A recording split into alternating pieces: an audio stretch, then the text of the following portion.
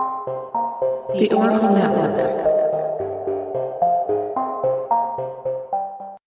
We have an active shooter. We have an active shooter inside the warehouse.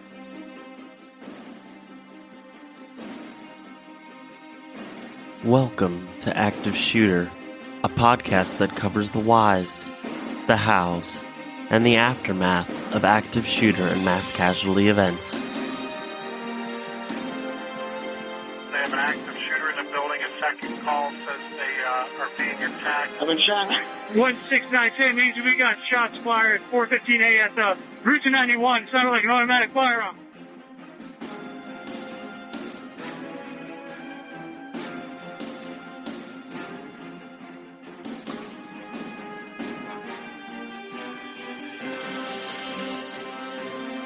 Active shooter, reports of an active shooter,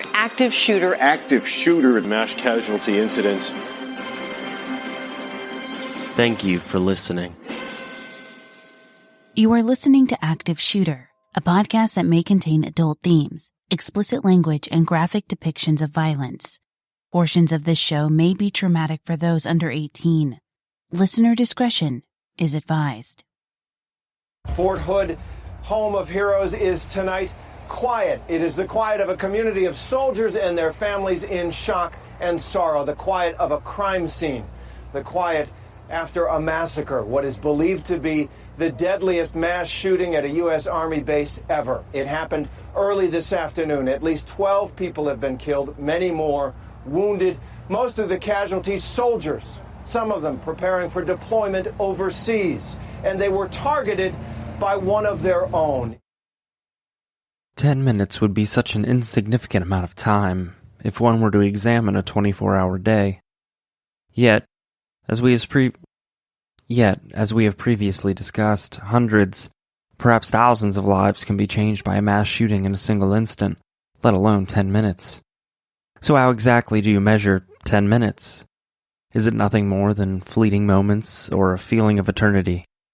If you ask that question to anyone who has experienced a mass shooting event, you'd have to expect the answer would be somewhere along any end of the spectrum, or even somewhere in the middle. For when you know your life's on the line, that danger is around the corner with a gun, and you could be the next victim, the waiting could seem endless. Yet, on the other hand, when your life flashes before your eyes, those minutes could feel like mere seconds.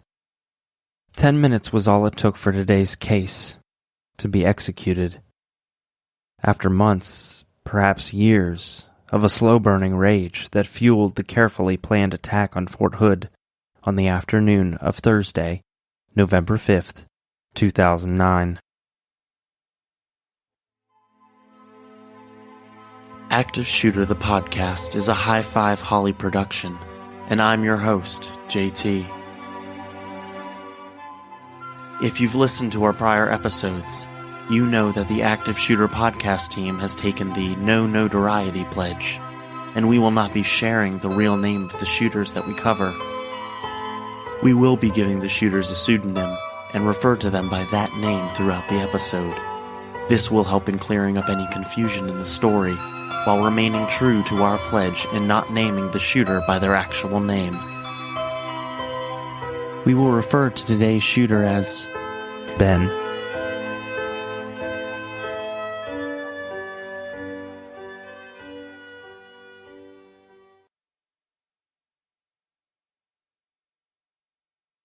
November 5th was a lovely day, on the surface anyway. The day was a perfect 75 degrees, calm, with no wind, and even for Killeen, Texas, this was delightful weather for November. Built in 1942, Fort Hood is an army post located in Killeen that is set up as its own thriving town, complete with a police, SWAT, and fire department. On November 5th, 45 individual lives at Fort Hood were gravely impacted by the malicious actions of one single man. Of those 45 individuals, 13 were murdered, and another 32 were injured to varying degrees. The family, friends, bystanders, and anyone else whose safety was so severely compromised that day are all co-victims of this crime, perpetuated by 39-year-old Ben, a mass murder that was carried out in only 10 minutes, from 1:34 to 1:44 p.m. Earlier in the morning of November 5th, Ben prepared for the day, dressing in a white prayer robe, prayer cap, and white slacks. He gathered several bags of garbage, which he carried outside to the dumpster at his apartment complex. Taking out loads of rubbish was something he had been doing all week, though it was not his usual practice. After unloading his trash, Ben went to the mosque for morning prayer, stopping at the nearby 7-Eleven for a coffee and hash browns before returning home. As he exited the convenience store, he casually stated to another customer that something was going to happen at Fort Hood that day, around 1:30 p.m., cautioning that it would be, quote, something big, and be prepared.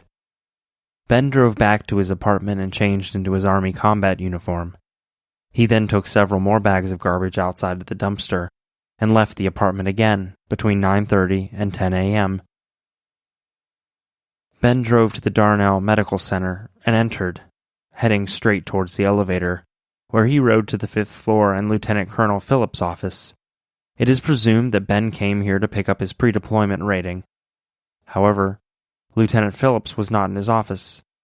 Frustrated, Ben began to pace outside of the office for several minutes before inquiring with another staff member when the lieutenant would return. The staff member informed Ben that he was out on a leave of absence and would not return for another week. Ben walked away and again rode the elevator, this time down to the basement where the credentialing office was located. Upon arriving, a staff member there asked why Ben was there, and he responded that he was checking the status of his transfer brief. Very shortly thereafter, he again hopped into the elevator, riding to the 5th floor. Once there, Ben inquired with the staff member if they were confident that Lieutenant Colonel Phillips was away, and she replied that she was sure.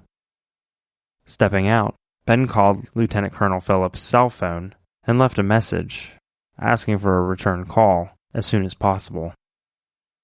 Ben then re-entered the office to await a callback.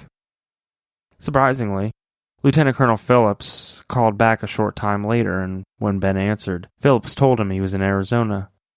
Ben cut in and asked Phillips where his performance evaluation was. It was due that day. Phillips told Ben there was nothing to be concerned about. The review was Ben's best ever. The promise of a suitable evaluation wasn't nearly enough to appease Ben, though, and he stormed out of the building, eyes like daggers, as he leveled furious looks at various co-workers while he was leaving. The time was just before 12 o'clock, noon. Ben headed straight for the mosque and made it just in time for noon prayers. After the noon prayer, Ben returned to his office at Fort Hood, where he retrieved a .357 revolver, placing it into the front pocket of his uniform. He also got an FN-57 pistol that he put in his waistband. The gun had 2 laser max sights on it, one green and one red. Ben then wrapped about 20 to 30 loaded magazines in a paper towel so they wouldn't clink together, making noise and giving him away too quickly. After wrapping them up, he put the magazines into the front left pocket of his uniform, and then started the drive to the Soldier Readiness Processing Center, or SRP Center.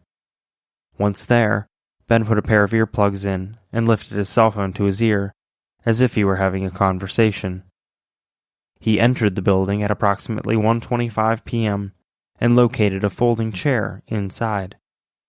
The SRP Center is a place for soldiers to go and receive treatment both before and after deployment. In order for the soldier to be able to deploy, they must complete a series of forms and tests, including eye and dental checkups, a mental health assessment, and a health physical. In addition, volumes of additional documents and paperwork for signing. The SRP building housed and held about 300 soldiers on that given day.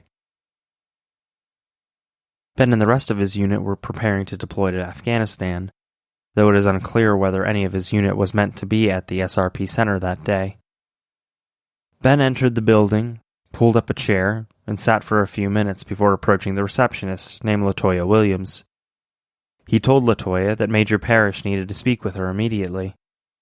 As she got up and walked towards Major Parrish's office, Ben walked around the woman's desk, bowing his head for several seconds, He suddenly stood up, yelling "God is good" in Arabic, and started shooting.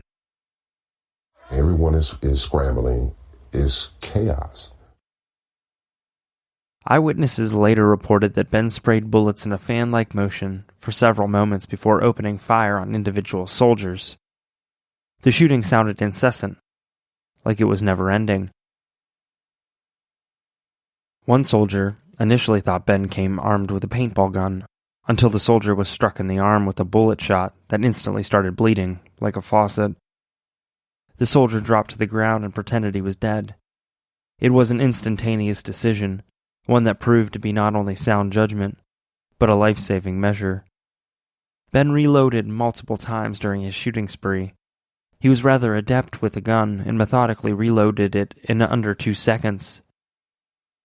I went back in the building and looking for more people that was in the building, which I didn't see. And when I turned to run, that's when I started hearing rounds going past my body hitting the wall. As he shot, empty magazines fell to the ground. Ben's gun had the capability to fire 20 rounds in about 7 seconds, making it a high-velocity firearm. Army Reserve Captain John Gaffney charged at Ben, trying to subdue him, but he was killed before reaching him. Physician's assistant Michael Cahill, who wasn't a soldier but a civilian, attempted to charge the shooter with a chair, but was shot and killed. Army Reserve Specialist Logan Burnett attempted to subdue the shooter by throwing a folding table at him, but he was shot in the left hip and fell down. Miraculously, he managed to crawl and take cover in a nearby cubicle. When I was moving this scene here on Fort Hood, honestly, I was thinking this is like Iraq, going in there with my camera, with just craziness, people yelling, bumping into you just all around, trying to get out of the way because nobody knew what was going on. It seemed that Ben was going out of his way to target unarmed, uniformed soldiers. They were not armed due to military policy. Being unarmed in this instance was the equivalent of being a sitting duck. Being unarmed in this instance was the equivalent of being a sitting duck. The victims didn't stand a chance. In fact, Ben even chased after some of the victims, trying to execute them on sight. Many soldiers believed that this was an active shooter training exercise.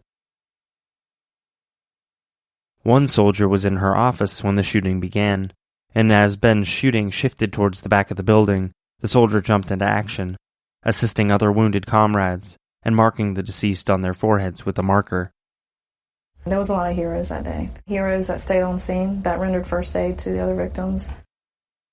The gun was filled with gun smoke, and the awful smell of gunpowder mixed with blood and sweat. The fear was palpable.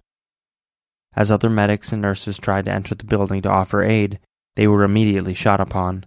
A few seconds after he started shooting is when I took a round to the chest. Those that escaped gunfire had difficulty even maneuvering through the hallways due to the excessive amount of blood covering the floor, which made mere walking an arduous task. No one seemed to be safe from this deranged gunman, and as he undid his belt, using it as a means to secure the south side double doors, making it difficult, if not near impossible, for anyone to get in or out. No, Crosby just said that.